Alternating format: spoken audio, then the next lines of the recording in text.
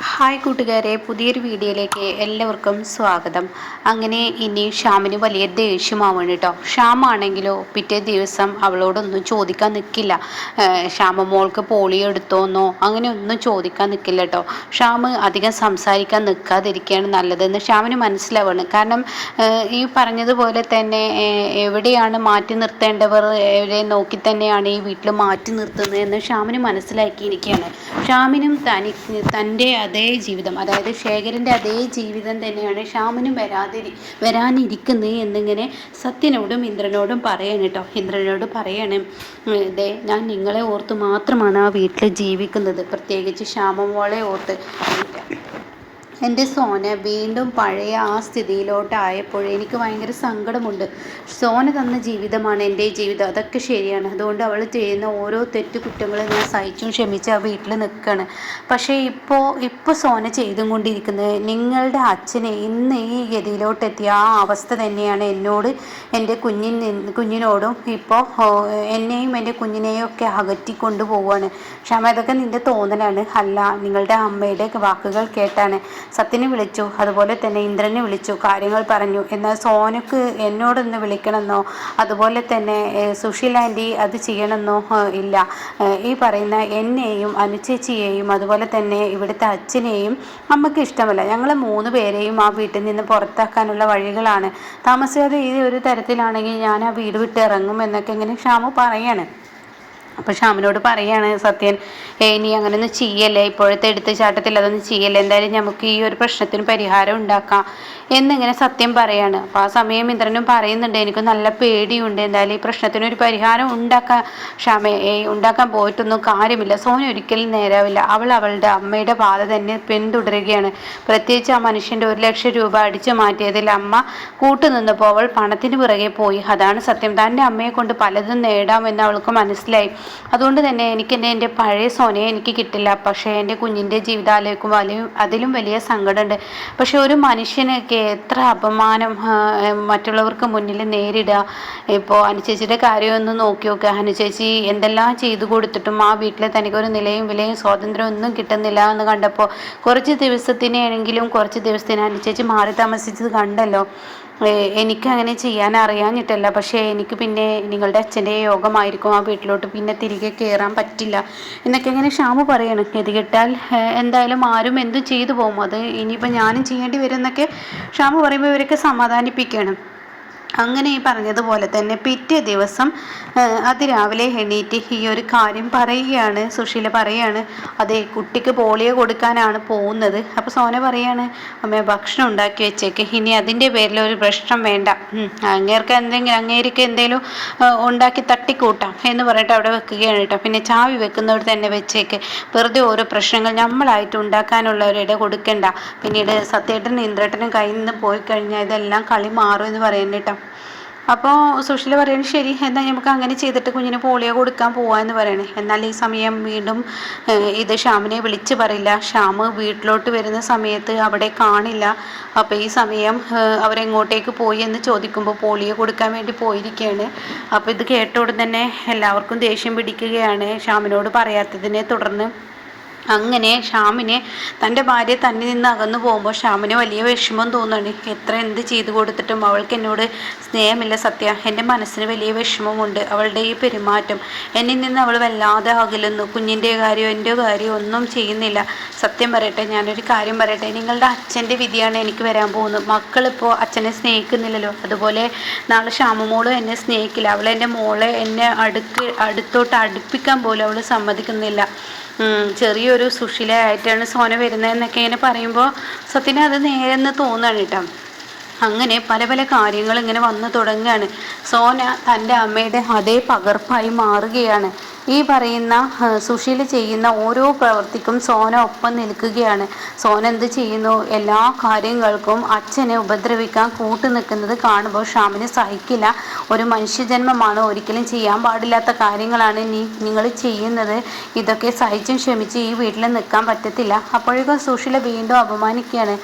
നിന്നോട് ആരാടാ ഇവിടെ നിൽക്കാൻ പറയുന്നത്? ഇത് എൻ്റെ വീടാണ്. എൻ്റെ വീട്ടിൽ എൻ്റെ മോളെ വഴക്ക് പറയാനോ ചോദ്യം ചെയ്യാനൊന്നും ഞാൻ അനുവദിക്കില്ല. എൻ്റെ മോളിന് മോളുടെ എൻ്റെ വീട്ടിൽ എൻ്റെ കൂടെ താമസിക്കുമ്പോൾ എൻ്റെ മോളെ നീ അവൾ ചെയ്യുന്നതും അവൾ കാട്ടുന്നതുമായ കാര്യങ്ങളൊക്കെ കണ്ട് നീ സഹിച്ച് നിൽക്കണം എന്നൊക്കെ ഇങ്ങനെ പറയാൻ കേട്ടോ. ആ സമയം ഇത് കേട്ട ഉടനെ തന്നെ അങ്ങ് ദേഷ്യം പിടിക്കുകയാണ് ഷ്യാമിന്. അപ്പോൾ ഷ്യാമ് പറയണേ, നിങ്ങളുടെ ഭർത്താവിനോട് അങ്ങനെയൊക്കെ ക്രൂരത ചെയ്തതുകൊണ്ടാണല്ലോ അദ്ദേഹം ഈ വീട് വിട്ടു പോയത്. അതുമാത്രമല്ല, അദ്ദേഹം ഒരു കുടിയനായി മാറിയത്. എന്നാൽ എന്നെക്കൊണ്ട് അങ്ങനെയൊന്നും പറ്റത്തില്ല. എനിക്കിനി കുടിയനാവാനോ നീ കുടിക്കാത്തവനൊന്നും അല്ലല്ലോ. കാരണം എന്തെന്ന് വെച്ചാൽ നീ കുടിയനായിട്ട് നിന്നെ നല്ലൊരു രൂപത്തിലോട്ട് കൊണ്ടുവന്നത് ഈ നിൽക്കുന്ന എൻ്റെ മോളല്ലേ. അതിന് അവളോട് എന്നും എനിക്ക് കടപ്പാടുണ്ട്. അതുകൊണ്ടാണ് സോന ഓരോ പ്രവൃത്തിയും ചെയ്തിട്ടും ഞാൻ കണ്ടില്ലെന്ന് വെച്ച് സോനയോട് ഞാൻ നേരാവാൻ പറയുന്നത്. ഒരിക്കലും സോന നിങ്ങളുടെ ആ ഒരു പാത തിരഞ്ഞെടുക്കരുത്.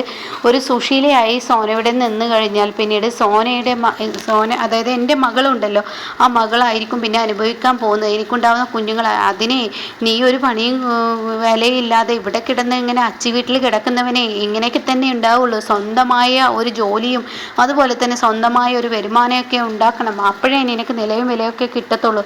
അതുകൊണ്ട് ഇനി മേലാൽ നിന്നോട് ഞാൻ പറയുന്നു, ഈ വീട്ടിൽ നീ ഇനി നിൽക്കുന്നുണ്ടെങ്കിൽ എൻ്റെ മോളുടെ നേർക്ക് വിരൽ ചൂണ്ടിക്കഴിഞ്ഞാൽ പിന്നെ നിനക്ക് ഈ വീട്ടിൽ നിൽക്കാൻ പറ്റത്തില്ല എന്ന് പറയാം കേട്ടോ. അപ്പോൾ ഉടൻ തന്നെ ഷ്യാമ് പറയണേ, നിങ്ങളുടെ ആട്ടും തുപ്പും നിങ്ങളുടെ വീട് എൻ്റെ വീട് എന്നുള്ള ആ പരിഹാസ വാക്ക് കേട്ടിട്ട് എനിക്കിവിടെ നിൽക്കേണ്ട ആവശ്യമൊന്നുമില്ല. സോനെ, നമുക്ക് പോവാമെന്ന് പറയാം കേട്ടോ. അപ്പോൾ ഉടൻ തന്നെ സോന ചോദിക്കുകയാണ്, എങ്ങോട്ടേക്ക്, എവിടോട്ടാണ് പോവുക? അപ്പോൾ ഉടൻ തന്നെ എവിടെ ഒരു വാടക വീട്ട് കിട്ടുമെന്ന് നമുക്ക് നോക്കാം സോനെ, നീ എൻ്റെ കൂടെ പോരെ. അപ്പോൾ അത് കേട്ട ഉടൻ തന്നെ സുശീല ചോദിക്കുക, എവിടുന്ന് എടുത്തിട്ടാടാ നിനക്ക് വാടക വീടിന് പൈസ കൊടുക്കാൻ? അതും എൻ്റെ സത്യന് ഇട്ടിരിക്കുന്ന എൻ്റെ ഇന്ദ്രൻ ഇട്ടിരിക്കുന്ന ആ കട അത് സോനയുടെ പേരിലാണ്. അതിൻ്റെ വരുമാനം നീ അങ്ങ് അടിച്ചു കൊണ്ടുപോയാൽ പ്രതിഭക്കും സത്യനെ ജീവിക്കാൻ എവിടുന്നാണ്? ഉള്ള പൈസ മുഴുവൻ നിൻ്റെ വാടക വീടിനും ചെലവിനും കൊടുക്കേണ്ടി വരില്ലേ? അപ്പോൾ അതുകൊണ്ട് സ്വന്തമായ ഒരു ജോലി കൊണ്ടെത്തിയിട്ട് എൻ്റെ മോളെ കൊണ്ടുപോടാ, അല്ലാതെ ഞങ്ങളുടെ കടയിൽ നിന്നിട്ടല്ല നീ സ്വന്തമായ ഒരു വീട് എടുക്കേണ്ടത്. അപ്പോൾ അത് കേട്ട ഉടൻ തന്നെ സോനെ, നീ എൻ്റെ കൂടെ വരുന്നുണ്ട്. ഇവരുടെ വാക്കുകൾ കേൾക്കും തോറും നിന്റെ ജീവിതമാണ് തകരുന്നത്. നിന്റെ അമ്മയെ പോലെ ആവും നമ്മുടെ ജീവിതം. ആ ഇരിക്കുന്ന മനുഷ്യനുണ്ടല്ലോ, ഒരു തെറ്റും ചെയ്തിട്ടില്ല, മക്കളെ മാത്രം സ്നേഹിച്ച ഒരു മനുഷ്യനാണ്. പക്ഷെ മക്കളെ ഈ സ്ത്രീ, അതായത് നിന്റെ അമ്മ നിങ്ങളിൽ നിന്ന് അകറ്റി എന്നിട്ട് വില്ലനായി അച്ഛനെ ചിത്രീകരിച്ചു. അതാണ് ഇവിടെ നടന്നിരിക്കുന്നത്. അത് കേട്ട ഉടൻ തന്നെ സോനക്കങ്ങ് കലിപ്പ് കയറുകയാണ്. നിങ്ങളാണോ ഞങ്ങളുടെ അച്ഛൻ ഞങ്ങൾ ചെയ്ത ക്രൂരതയൊക്കെ നിങ്ങളൊന്ന് കണ്ടിട്ടുണ്ടോ? ഇങ്ങനെ അച്ഛനെ സൈഡിൽ നിന്ന് സംസാരിക്കാനേ, അയാളെ സൈഡിൽ നിന്ന് സംസാരിക്കേണ്ട, അങ്ങനെ പറഞ്ഞു കൊടുക്കടി മോളെ. അയാളെ ഓരോന്നും ഇങ്ങനെ പറഞ്ഞു കൊടുത്തിട്ടേ ഇപ്പോൾ എന്നെ ചോദ്യം ചെയ്യാൻ വന്നിരിക്കുന്നു. അപ്പോഴേക്കും സോന പറയാണ്, ശരിയാണ്, എൻ്റെ അമ്മയെ ചോദ്യം ചെയ്യാനൊന്നും നിങ്ങൾ നിൽക്കണ്ട. എൻ്റെ അമ്മ പറഞ്ഞതിൽ എന്താ തെറ്റ്? ഞാൻ പറഞ്ഞതിൽ എന്താ തെറ്റ്? ഇവനെ വന്ന മുതൽ ഈ നാട്ടിൽ നിൻ്റെ കഴുത്തിൽ താലി കെട്ടി അന്ന് മുതൽ ഈ സുശീലയുടെ മക്കളുടെ പണം കൊണ്ടല്ലേ ഇവൻ ഇത്രയും നാളും ജീവിച്ചത്. 10 ലക്ഷം 20 ലക്ഷം 40 ലക്ഷം അങ്ങനെ വേണം ഇങ്ങനെ വേണം എന്നൊക്കെ പറഞ്ഞ് ഇവൻ ഓരോ ബിസിനസ് അത് ഇത് എന്നൊക്കെ പറഞ്ഞ് ഇന്ദ്രൻ്റെ കയ്യിൽ നിന്ന് പണം കൊണ്ടുപോയിട്ട് അതൊക്കെ ദൂർത്തടിച്ച് വീണ്ടും ഇവൻ വരും. ഇതുവരെയും ജീവിച്ചത് നീ അങ്ങനെയല്ലേടാ. ഇനി ഒരാണായി സ്വന്തം വരുമാനത്തിൽ ജീവിച്ച് എൻ്റെ മകളെ കൊണ്ടുപോകാൻ നോക്ക്. സോനെ, നീ എൻ്റെ കൂടെ വരുന്നോ? നീ വരുന്നെങ്കിൽ വാ, ഇല്ലെങ്കിൽ ഞാൻ പോവുകയാണ്. ഇവരുടെ വായിലുള്ളത് കേട്ട് കഴിഞ്ഞാൽ ഇനി എനിക്ക് എന്തെങ്കിലും നിൻ്റെ അമ്മയെ ചെയ്യേണ്ടി വരും. അത് കേൾക്കുന്ന സോനക്ക് അങ്ങ് ദേഷ്യം പിടിക്കുകയാണ്. അപ്പോഴേക്കും സോന പറയണേ, നിങ്ങൾ എൻ്റെ അമ്മയെ അടിക്കുമോ? വേണ്ടി വന്നാൽ ഈ സ്ത്രീ അതും ചെയ്യേണ്ടി വരും. ഇവരുടെ വാക്കുകൾ കേട്ട് എൻ്റെ കുഞ്ഞിൻ്റെയും നിൻ്റെ ജീവിതമാണ് തകരുന്നത്. ആഹാ, നിങ്ങൾ അത്രക്കായോ? എൻ്റെ അമ്മയോട് നിങ്ങൾ എതിർത്ത് പറയാനായോ?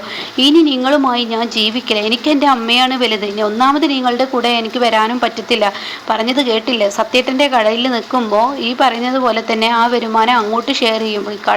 വേറൊരു വീടെടുത്ത് ആ വാടക കൊടുക്കാനോ വാടകക്കാരെ തല്ലുകൊള്ളാനൊന്നും എന്നെക്കൊണ്ട് പറ്റില്ല. ആടി സോനെ, നിൻ്റെ ആ ഇരിക്കുന്ന തന്ത എന്ന് പറയുന്നവനുണ്ടല്ലോ, അയാൾ ചെയ്തതുപോലെ തന്നെ ഒരു കൂരങ്ങ് വാടകയ്ക്ക് എടുക്കും. എന്നിട്ട് അതിന് വാടക കൊടുക്കാൻ വയ്യാതെ നീ പിന്നെ കണ്ട ആളുകളുടെ മുന്നിലോട്ട് എനിക്കുണ്ടായ അനുഭവങ്ങൾ ഉണ്ടാകും എന്നൊക്കെ എങ്ങനെ പറയുമ്പോൾ സോന പറയണേ, ഞാൻ വരില്ല എന്ന് പറയട്ടെ. അപ്പോൾ ഷ്യാമ് പറയണേ, ഇനി എന്നെ കാത്ത് നീ ഇരിക്കണ്ട, ഞാൻ പോവുകയാണ്. ഞാൻ ഒരിക്കലും നിൻ്റെ അച്ഛൻ്റെ പോലെ തിരികെ വരുമെന്നൊരു പ്രതീക്ഷ നിന്നിൽ വേണ്ട. നീ നിൻ്റെ അമ്മയുടെ പാത തന്നെ തുടർന്നോ, നീ ഒരു സുശീലയായി ജീവിച്ചോ. നിൻ്റെ അമ്മ പറയുന്ന വാക്കുകൾ കേട്ടോ. നിനക്ക് ഇവിടെ ഒരു ഭർത്താവിൻ്റെ ഒരു ആവശ്യമുണ്ടെന്ന് എനിക്ക് തോന്നില്ല. എൻ്റെ മകളുടെ കാര്യം ആലോചിക്കുമ്പോൾ എനിക്ക് സങ്കടമുണ്ട്. സാരമില്ല, അവളുടെ അമ്മ അങ്ങനെയല്ലേ. ഇപ്പോൾ ഇന്ദ്രട്ടനും സത്യേട്ടനും നീയൊക്കെ വളർന്ന പോലെ എൻ്റെ മകളും അങ്ങ് വളർന്നോളും. അങ്ങനെ അങ്ങ് ചിന്തിച്ച് ഞാൻ പടിയിറങ്ങുന്നു എന്ന് പറഞ്ഞിട്ട് ശ്യാം പടിയിറങ്ങുകയാണ് കേട്ടോ. ഇതേ സമയം സോനയുടെ കണക്ക് കൂട്ടലുകൾ തെറ്റില്ല എന്നാണ് സോനയുടെ വിശ്വാസം. പക്ഷേ ഓരോ ദിവസം കഴിയും തോറും സോന ഷ്യാമിൻ്റെ ഷ്യാമില്ലാത്ത ആ ഒരു അവസ്ഥ വരുമ്പോൾ സോനയുടെ സ്വഭാവം ഇങ്ങനെ മാറി മാറി വന്ന് തുടങ്ങും കേട്ടോ.